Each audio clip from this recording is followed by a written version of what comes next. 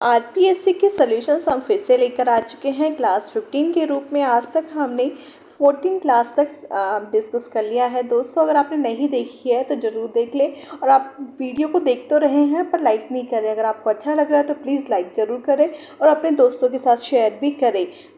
Rajasthan GK के ईओआरओ के जो क्वेश्चंस हैं लास्ट ईयर के, वो हम डिस्कस कर रहे हैं। 80% से भी ज़्यादा एजुकेशन है हमारे पुराने पेपरों से बनते हैं।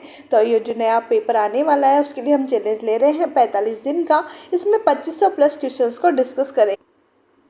तो आगे बढ़ते हैं, हम क्वेश्चन डिस्कस करते हैं। आज का पहला, किस लोक देवता का जो जन्म है वो उंडू कासवेर गांव जिला बाड़मेर में हुआ। यानी कि ऐसे कौन से लोक देवता है जिनका जन्म उंडुकेश्वर गांव जिला बाड़मेर में हुआ है। तो दोस्तों देख लेते हैं ऑप्शंस पढ़ के। पाबू जी, मल्लीनाथ जी, रामदेव जी और देवनारायण जी। तो दोस्तों इसका सही आंसर है रामदेव जी। रामदेव जी का जो जन्म हुआ है वो बाड़मेर में हुआ है, उंडुकेश्वर गांव में हुआ है दोस्तों। तो इसका आंसर हो जाता है रामदेव जी। आगे बढ़ते हैं, निम्न में से कौन सा सैनिक छावनी राजपूताना में स्थित नहीं थी।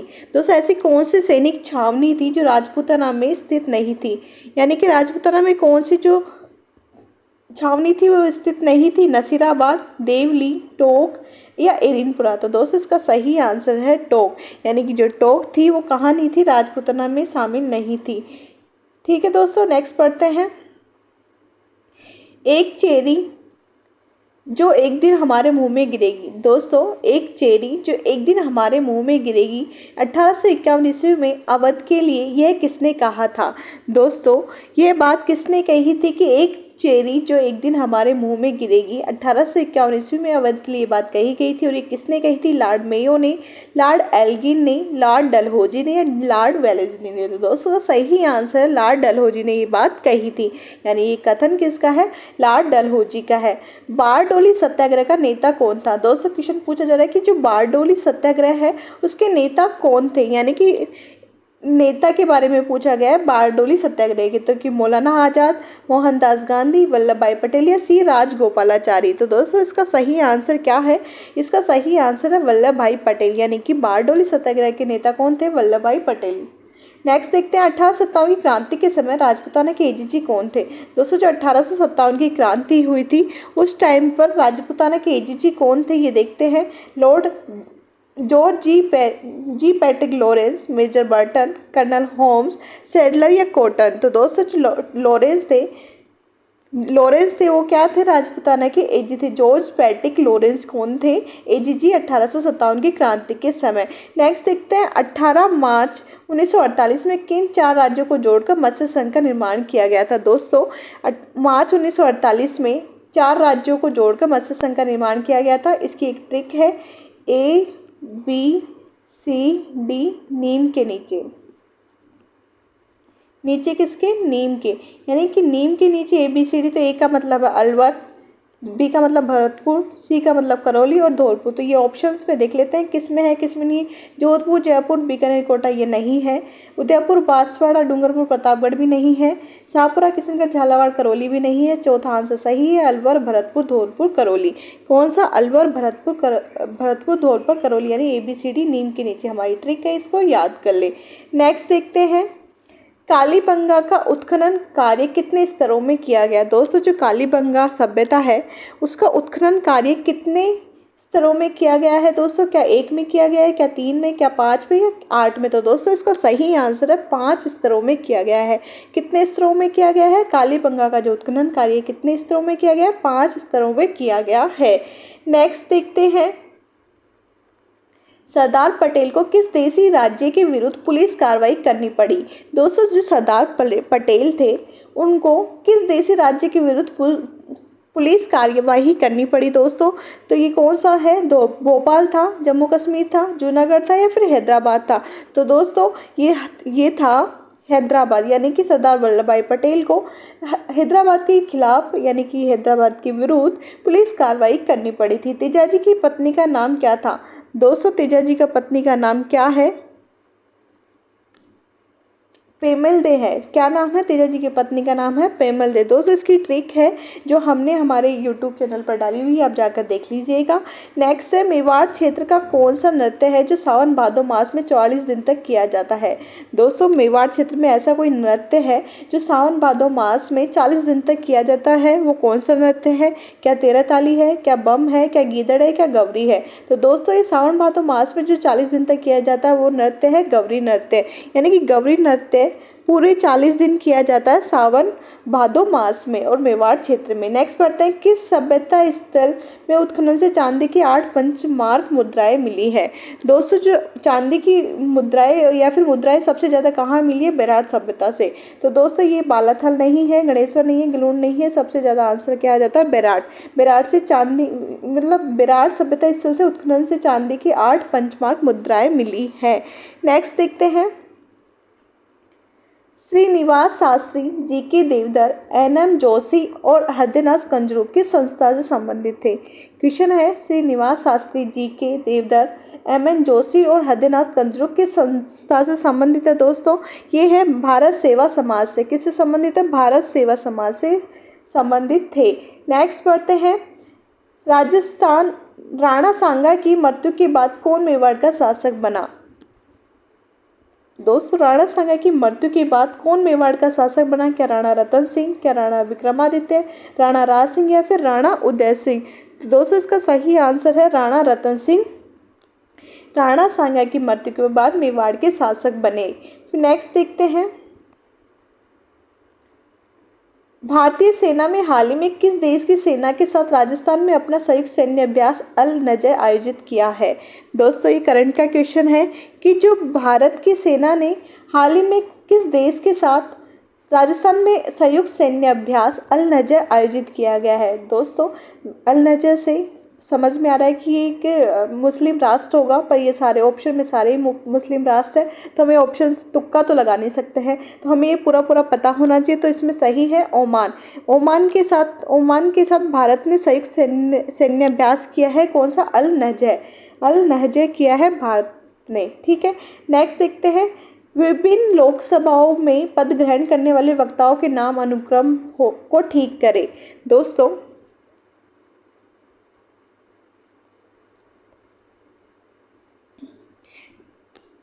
ऑप्शन में ये देखना है कि हमें जो लोकसभाओं के पद ग्रहण करने वाले वक्ताओं का जो वो है ये सीक्वेंस है वो कौन सा सही है, यानी कि कौन सा सही है।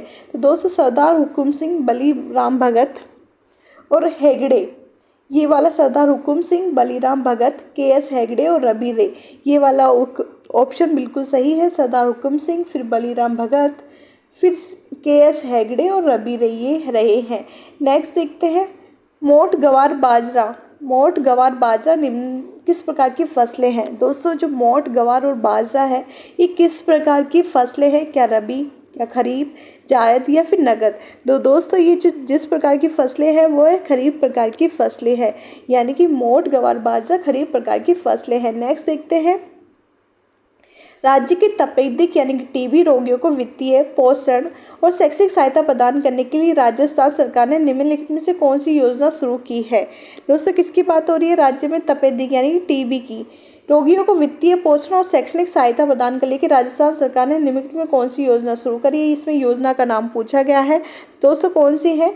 राजस्थान टीबी संबल योजना नहीं, राजस्थान निक्षय संबल योजना यही है।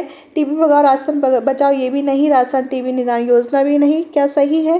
राजस्थान निक्षय संबल योजना। क्या? राजस्थान निक्षय संबल योजना ये नई योजना है तपेदिक यानी टीबी से रिलेटेड, जिसमें वित्तीय, पोषण, शैक्षणिक सहायता प्रदान करेगी राजस्थान सरकार। नेक्स्ट देखते हैं, पशु जनगणना 2019 के अनुसार राजस्थान की कुल पशुधन जनसंख्या है। दोस्तों पशु गणना 2019 के अनुसार 20वीं रिपोर्ट है और पशु गणना है 2019 की, तो उसके अनुसार राजस्थान की कुल पशुधन संख्या कितनी है? 568.1 लाख। कितनी है? 568.1 लाख। जो 568.1 लाख है वो पशुधन जनसंख्या है। जुलाई 2022 में राष्ट्रीय विधिक सेवा प्राधिकरण और राजस्थान राज्य विधिक सेवा प्राधिकरण द्वारा आयोजित 18वें अखिल भारतीय विधिक सेवा प्राधिकरण के 2 दिवसीय सम्मेलन के दौरान निम्नलिखित में से कौन सा मोबाइल ऐप लॉन्च किया गया? दोस्तों क्वेश्चन पूरा वापस से पढ़ो। जुलाई 2022 में राष्ट्रीय विधिक सेवा प्राधिकरण और राजस्थान राज्य विधिक सेवा प्राधिकरण यानी कि राष्ट्रीय और राजस्थान के दोनों के द्वारा 18वें अखिल भारतीय विधिक सेवा प्राधिकरण के 2 दिवसीय सम्मेलन के दौरान निम्नलिखित में कौन सा मोबाइल ऐप लॉन्च किया गया है? न्यायरो साथी, न्याय मेरे द्वार, सबका न्याय सबका विकास, न्याय का साथ। तो दोस्तों इसका सही ऑप्शन है न्यायरो साथी ऐप लॉन्च किया है। कौन सा? न्यायरो साथी ऐप लॉन्च किया था मोबाइल ऐप। नेक्स्ट देखते हैं निम्नलिखित में से कौन सा पर्यावरण की रक्षा के लिए उल्लेखित आर में से एक है? 5 आर। दोस्तों 5 आर, 4 और ये 5 आर। 5 आर का यहाँ पर एक मीन है जिसमें क्या क्या होएगा? Refine, refuse, repair, recharge. ये सब कुछ नहीं है। इसका जो आंसर है वो क्या है? रिफ्यूज़ नहीं होगा।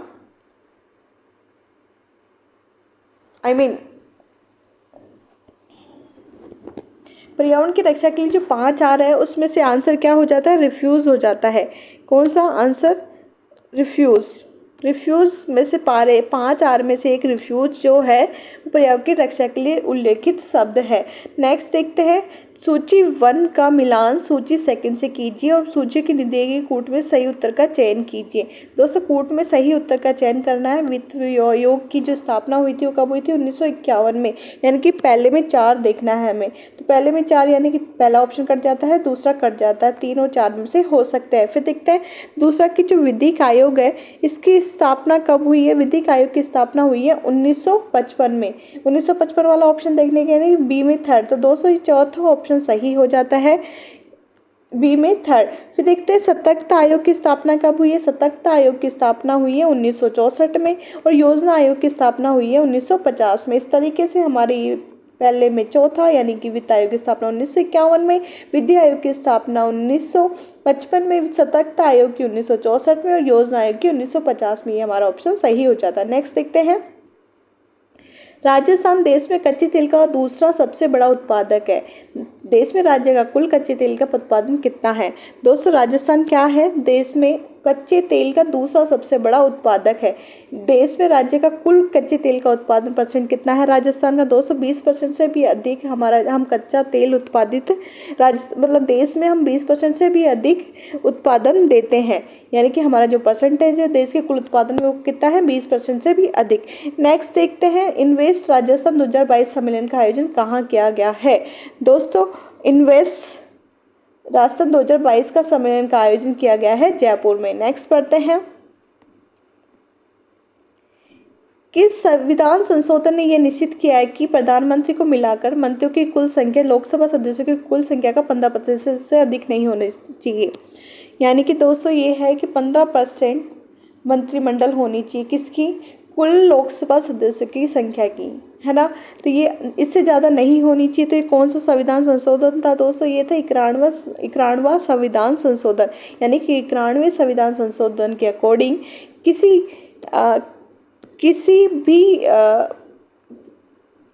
संशोधन में ये कि कुल संख्या लोकसभा सदस्यों की जो कुल संख्या है उससे 15% से ज़्यादा अधिक मंत्री नहीं हो सकते। कौन सा बोल रहा है ये? 91वां संविधान संशोधन। नेक्स्ट देखते हैं राजगढ़, अजमेर एवं देवगढ़ किसके निक्षेपों के लिए जाने जाते हैं?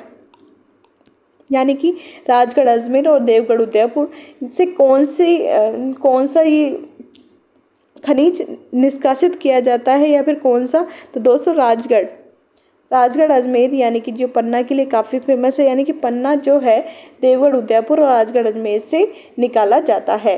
नेक्स्ट बढ़ते हैं राष्ट्रपति की आपातकालीन शक्तियों के बारे में निम्नलिखित में कौन सा कथन गलत है? दोस्तों यहाँ पे कौन सा कथन देखना है हमें? गलत कथन देखना है। किसके बारे में? राष्ट्रपति की आपातकालीन शक्तियों के बारे में।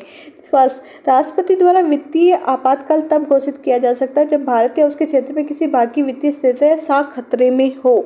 दोस्तों जो गलत है वो देखना है हमें। तो ये बात तो बिल्कुल सही है कि राष्ट्रपति है ना वित्तीय आपातकाल घोषित कर सकता है जब साख खतरे में हो किसी राज्य के किसी भाग की। ठीक है।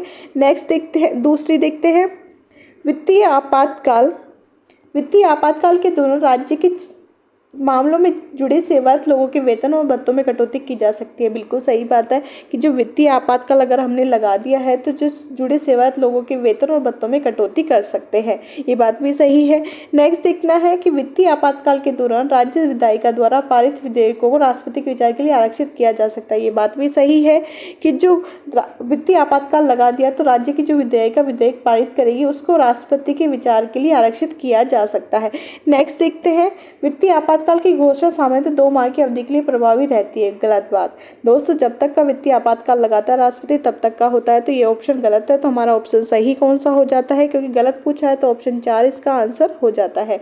नेक्स्ट बढ़ते हैं, राजस्थान सरकार द्वारा किस वर्ष राजस्थान स्टेट ओपन स्कूल की स्थापना की गई। दोस्तों किसकी बात हो रही है, राजस्थान स्टेट ओपन स्कूल की स्थापना किसके द्वारा की गई है, राजस्थान सरकार के द्वारा। किस वर्ष की गई है, 2005 में की गई है। यानी कि जो स्टेट ओपन स्कूल है उसकी स्थापना 2005 में राजस्थान सरकार द्वारा की गई है। नेक्स्ट देखते हैं, ग्रामीण गौरव पथ फ्लैगशिप योजना का उद्देश्य निर्माण करना है। किसकी बात है दोस्तों, ग्रामीण गौरव पथ फ्लैगशिप योजना। इसका उद्देश्य क्या है दोस्तों, इसका उद्देश्य ग्राम पंचायत मुख्यालय में सीमेंट कंक्रीट की सड़कों का निर्माण करना। क्या है, सड़कें बनाना। कहाँ पे, ग्राम पंचायत मुख्यालय में सीमेंट कंक्रीट सड़कों का निर्माण करना है। इसका उद्देश्य ग्रामीण गौरव पथ फ्लैगशिप योजना का। राष्ट्रीय मार्गों का नहीं, प्रत्येक गाँव में राष्ट्रीय मार्ग नहीं हो सकते। कच्ची सड़कों को पक्की सड़कों बदलने का ये भी नहीं है। प्रत्येक गांव में पक्की सड़क का ये भी नहीं है कि सीमेंट कंक्रीट की सड़कों का प्रत्येक ग्राम पंचायत मुख्यालय में निर्माण करना है। ये है ग्रामीण गौरव पथ फ्लैगशिप योजना। नेक्स्ट देखते हैं, राजस्थान सरकार ने किस जिले में एक पैरा स्पोर्ट्स अकादमी स्थापित करने का निर्णय लिया है। दोस्तों राजस्थान सरकार ने क्या किया है, किसी एक जिले में पैरा स्पोर्ट्स अकादमी खोलने का निर्णय लिया है। तो दोस्तों किस जिले में लिया है, ये जोधपुर में लिया है। हमारे जो मुख्यमंत्री जी हैं यानी कि अशोक गहलोत, वो कहाँ के हैं, रहने वाले हैं जोधपुर के। तो कोई भी चीज़ नहीं होती है तो वो जोधपुर में तो देते ही देते हैं। तो हम याद रख लेंगे कि जोधपुर में। भारतीय अंतरिक्ष अनुसंधान संगठन इसरो ने किस ठोस रॉकेट बूस्टर का स्थैतिक परीक्षण सफलतापूर्वक किया है, जो कि भूस तुल्यकालिक उपग्रह परीक्षण यार M3 के S-200 रॉकेट बूस्टर का मानव रेटेड संस्करण है। दोस्तों क्या बोला है, भारतीय अंतरिक्ष अनुसंधान संगठन इसरो ने किस ठोस रॉकेट बूस्टर का स्थैतिक परीक्षण सफलतापूर्वक किया है, जो कि भूत तुल्यकालिक उपग्रह परीक्षण यानी M3 के S-200 रॉकेट बूस्टर का मानव रेटेड संस्करण है। तो दोस्तों ये कौन है, HS-200। क्या है, HS-200 का इन्होंने सफलतापूर्वक लॉन्च किया है। नेक्स्ट देखते हैं, कौन सी दिनांक एवं वर्ष को निःशुल्क और अनिवार्य बाल शिक्षा का अधिकार अधिनियम 2009 लागू किया गया है। दोस्तों RTE एक्ट 2009 किस वर्ष और किस दिनांक को लागू किया गया है। दोस्तों तो किस वर्ष और किस दिनांक को लागू किया गया है, 1 अप्रैल 2010 से लागू हो गया है। जब 2009 में ये अधिकार अधिनियम आया तो 1 अप्रैल 2010 से इसको लागू कर दिया गया था। निम्नलिखित में से कौन सी नदियों का उद्गम राजस्थान में नहीं हुआ है। दोस्तों इसमें से हमें नदियाँ छाटनी है जिनका उद्गम राजस्थान से नहीं हुआ है। यानी कि जो ये चंबल है ये हमारी कहाँ से आती है, ये मध्य प्रदेश से आती है। तो ये चंबल नहीं है, तो ये भी आंसर में आएगी। पश्चिम बनास ये भी नहीं है, क्योंकि इसका भी कहाँ पे हुआ है, पश्चिम बनास का जो उद्गम हुआ है, नहीं पश्चिमी बनास तो हमारे राजस्थान में ही है उद्गम इसका, पश्चिम बनास का तो ये नहीं है।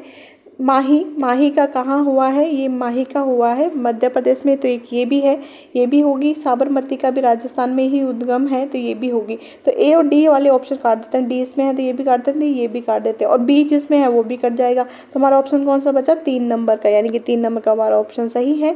चंबल और माही कहाँ से आती है, मध्य प्रदेश से आती है। नेक्स्ट देखते हैं, संविधान के अनुच्छेद 5 के तहत भारत में प्रत्येक व्यक्ति को नागरिकता देने के संबंध में निम्नलिखित में कौन सा कथन सही है। दोस्तों अनुच्छेद 5 के अनुसार प्रत्येक व्यक्ति को नागरिकता देने के बारे में सही कथन कौन सा, प्रत्येक व्यक्ति का जो भारत के क्षेत्र में पैदा हुआ था। एक सेकंड पूरा क्वेश्चन डाल देती हूँ मैं। हाँ, प्रत्येक व्यक्ति का मतलब क्या है यहाँ पर कि जो भारत में पैदा हुआ। हाँ बिल्कुल सही बात है कि प्रत्येक व्यक्ति का मतलब है कि भारत में पैदा हुए, जिनके माता पिता से कोई भी भारत के राज्य में पैदा हुआ था। ये बात भी सही है कि जो भारत का कोई भी इंसान है उसके माता पिता कोई से भी राज्य क्षेत्र में पैदा हुए हैं। प्रत्येक व्यक्ति की अभिव्यक्ति में कैदी और सशस्त्र बलों के सदस्य शामिल, जैसा कि भारत के संविधान अन्य संविधानों का प्रावधान आवश्यक है। बिल्कुल गलत बात है। प्रत्येक व्यक्ति का मतलब प्रत्येक व्यक्ति है। इनमें से कोई नहीं, ये गलत बात है। तो इसमें ऑप्शन जो डी है वो तो कट गया, फिर सी वाला भी कट गया, तो इसका आंसर क्या हो जाता है? 2। ए और बी सही है। क्या सही है? ए और बी सही है।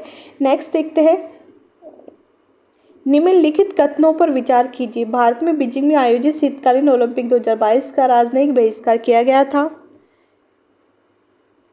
भारत के साथ गलवान घाटी संघर्ष में शामिल एक चीनी सैनिक को ओलंपिक मशाल वाहक के रूप में चुनने के विरोध में ऐसा किया गया था। बिल्कुल सही बात है दोस्तों, दोनों बातें बिल्कुल सही है कि जो भारत में बीजिंग में आयोजित शीतकालीन ओलंपिक 2022 का राजनयिक बहिष्कार किया गया था, और जो गलवान घाटी में संघर्ष हुआ था उसमें एक चीनी सैनिक को ओलंपिक मशाल वाहक के रूप में चुनने का विरोध किया गया था। ये दोनों बात सही है। तो ऑप्शन हमारा कौन सा सही हो जाता है? ए और बी। आंसर हमारा क्या सही हो जाता है? ए और बी दोनों सही है। नेक्स्ट देखते हैं, राजस्थान अक्षय ऊर्जा निगम ने राजस्थान में 10,000 मेगावाट क्षमता का मेगा अक्षय ऊर्जा पार्क विकसित करने के लिए निम्नलिखित में से किस संगठन के साथ समझौता ज्ञापन यानी एमओयू पर हस्ताक्षर किए हैं? दोस्तों क्या है? 10,000 मेगावाट का अक्षय ऊर्जा पार्क स्थापित करने के लिए एमओयू किया है। तो किसके साथ एमओयू किया है? क्या पावर ग्रिड के साथ किया है, क्या टिहरी हाइड्रो डेवलपमेंट कॉर्पोरेशन के साथ किया, क्या टाटा हाइड्रो के साथ किया है, फिर अडानी थर्मल के साथ किया था? दोस्तों इसका सही आंसर है power grid corporation of India के साथ किया है। किसके साथ किया है? Power grid corporation of India के साथ। नेक्स्ट देखते हैं, निम्नलिखित में से कौन सा तथ्य राजस्थान फिल्म पर्यटन प्रोत्साहन नीति 2022 का हिस्सा नहीं है? कौन सा हिस्सा नहीं है? राजस्थान फिल्म पर्यटन प्रोत्साहन नीति 2022 का हिस्सा नहीं है, वो हमें एक तथ्य छांटना है। तो नेक्स्ट देखते हैं, आवेदनों के 15 दिनों के भीतर सभी मंजूरी और अनुमति प्राप्त करने के लिए एक डिजिटल पारिस्थितिकी तंत्र है। बिल्कुल सही बात है। राजस्थान पर्यटन विकास निगम और राजस्थान राज्य होटल निगम की संपत्ति की आवास पर 30% की छूट है। नहीं दोस्तों, यहाँ पे 50% की छूट है, तो ये हिस्सा नहीं है, ये हो जाता है। तो ऑप्शन यही हो जाएगा, ये भी दो ऑप्शन सही। तो बाकी के ऑप्शन भी पढ़ लेते हैं। नीति के निर्धारित मानदंडों को पूरा करने के लिए वाली परियोजनाओं के लिए 2 करोड़ रुपए तक का अनुदान है। सही है।